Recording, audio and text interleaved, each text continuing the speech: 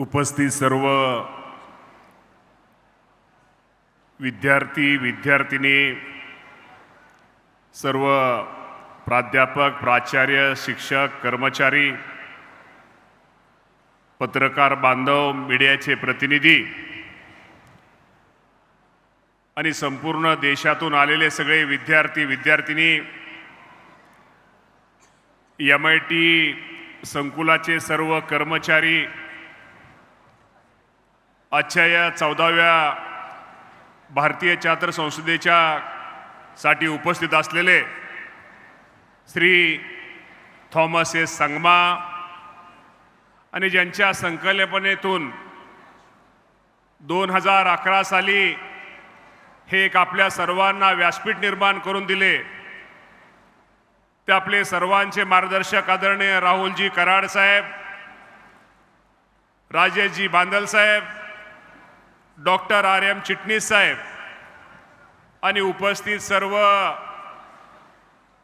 विद्यार्थी विद्यार्थिनी बंधू आणि भगिनींनो, मी राहुल कराड सर आणि सर्व विद्यार्थी बांधवांचं एक त्यांना धन्यवाद देतो, एक आभार मानतो. एक वेगळं व्यासपीठ, एक वेगळी भारतीय छात्र संसदेच्या या कार्यक्रमासाठी या सर्वांनी मला इन्व्हाइट केलं, त्याबद्दल मी त्या प्रथमतः सर्वांचा आभार मानतो. मी राहुल कराड साहेबांचं त्यांचं भाषण ऐकत होतो, त्यांचं मार्गदर्शन ऐकत होतो. ही संकल्पना त्यांनी आणण्यामागचा त्यांचा पाठीमागचा हेतू मी ऐकत होतो. खरं तर आपल्या सगळ्यांना माहिती आहे की तरुणांनी राजकारणामध्ये आलं पाहिजे.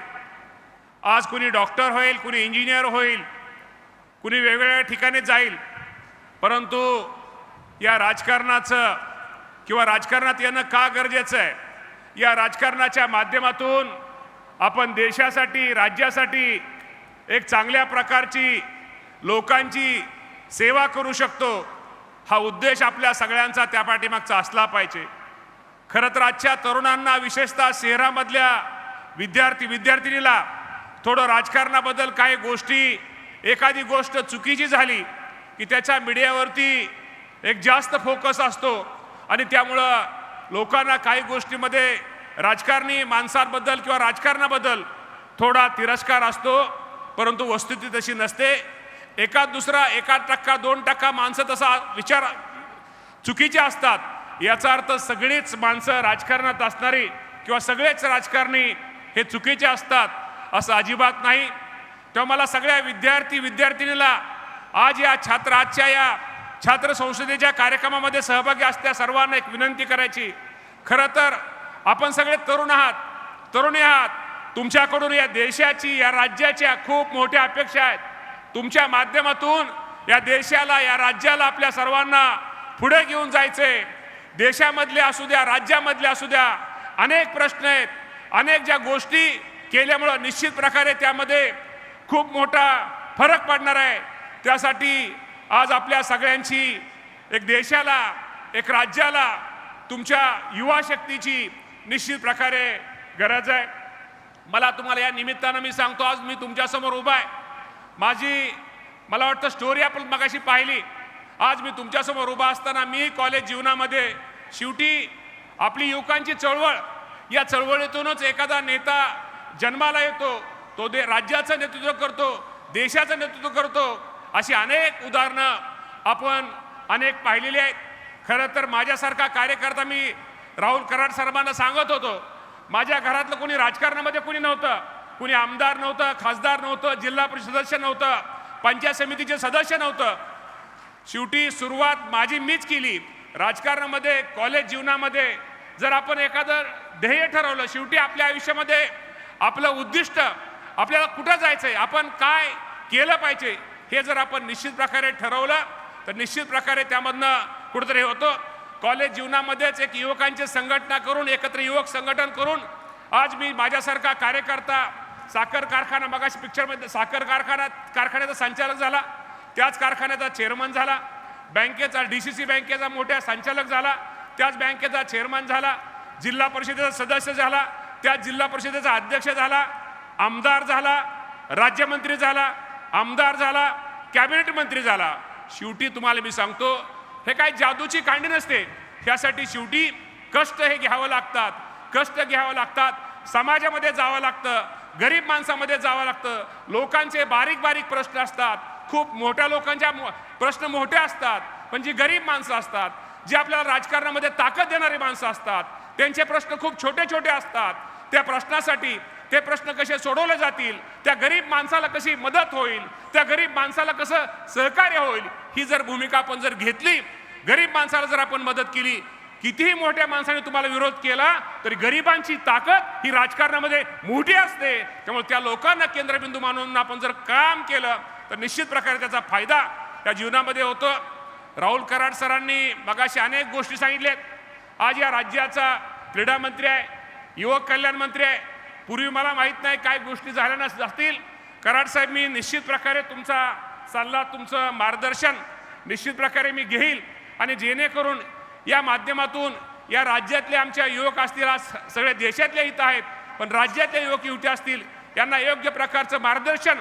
एक राजकारणामध्ये सगळेच चुकीचे नसतात. ह्या राजकारणामध्ये काम केल्यानंतर समाजाला खूप त्याचा फायदा होतो, देशाला फायदा होतो, राज्याला फायदा होतो. हे आपल्याला भविष्यामध्ये एक दाखवून द्यायचं आहे.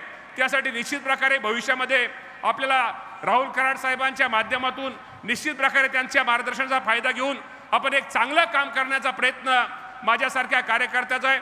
आज सगळे इथं विद्यार्थी आहेत, विद्यार्थिनी आहेत. मी तुम्हाला एवढंच सांगतो की आयुष्यामध्ये न्यूनगंड कधी बाळगायचा नसतो. माझ्याच्याने हे होईल का, मला हे जमल का, असं जर आपण म्हणत बसलो तर आपले दिवस वाया जातात आणि आपल्याला शेवटी महत्त्वाचा आत्मविश्वास असतो. आपण कुठल्याही गोष्टीमध्ये साध्य करण्यासाठी शेवटी आपली इच्छाशक्ती महत्त्वाची असते. जर इच्छाशक्ती जर आपण जर प्रबळ ठेवली, मला हे करायचंय, हे मी करणार, हे जर प्रबळ ठेवली तर आयुष्यामध्ये मार्ग सापडतात. त्यामुळे इच्छाशक्ती ही आपण सर्वांनी भविष्यामध्ये प्रबळ ठेवली पाहिजे. मला MIT संस्थेला धन्यवाद द्यायचे. खरं तर त्यांनी गेली 2011 सालापासून हा उपक्रम चालू केलेला आहे. मागच्या वेळेस मुंबईमध्ये घेतलेला आहे. कराड साहेब, तुमचा उपक्रम, तुमच्या आमच्या ह्या तरुण तरुणीला एक चांगल्या प्रकारचं व्यासपीठ आपण तयार करून देता. एक तुमचा आम्हाला एक अभिमान आहे की असेच एक चांगल्या प्रकारचं काम भविष्यामध्ये तुमच्याकडून व्हावं. आणि मला एवढंच ह्यांना सांगायचं आहे की विद्यार्थी सांगतो की आपण आयुष्यामध्ये खूप मोठे व्हा. मोठे झाल्यानंतर मी तुम्हाला हे पण सांगतो की आपण मोठे होऊ द्या, या संस्थेला असू द्या, ज्यांनी ज्यांनी आपल्याला मोठं केलं, ज्यांनी ज्यांनी आपल्याला सहकार्य केलं, या लोकांना आयुष्यामध्ये कधी विसरायचं नसतं. शेवटी या जीवनात कुठले आपण वावरताना करताना आपले आई वडील हे आपल्या सर्वात महत्त्वाचे आपले गुरु असतात. आपली आई आपली देवी असते, आपले वडील आपले देव असतात. त्यामुळे आपल्या आयुष्यामध्ये आपल्या आई वडिलांना कधीही विसरायचं नसतं. हे सुद्धा आज आपल्या आजच्या कार्यक्रमाच्या निमित्तानं मी आपल्या सर्वांना सांगतो. हा कार्यक्रम खूप चांगला कार्यक्रम आहे. या माध्यमातून अनेक विद्यार्थी, देशातून विद्यार्थी आले. त्या सगळ्या विद्यार्थ्यांचं मी त्यांचं एक राज्यामध्ये क्रीडा युवक मंत्री म्हणून त्यांचं सगळ्यांचं स्वागत करतो. आमच्या राज्यातल्या विद्यार्थ्यांचं स्वागत करतो. आणि आज खूप चांगला कार्यक्रम राहुल कराड सरांनी मला एक चांगल्या प्रकारचा आणि त्यांच्या युथने सगळ्यांनी हे व्यासपीठ निर्माण करून दिलं. त्या सर्वांचे आभार मानून आपल्या सर्वांना शुभेच्छा देतो. थांबतो. धन्यवाद. जय हिंद, जय महाराष्ट्र.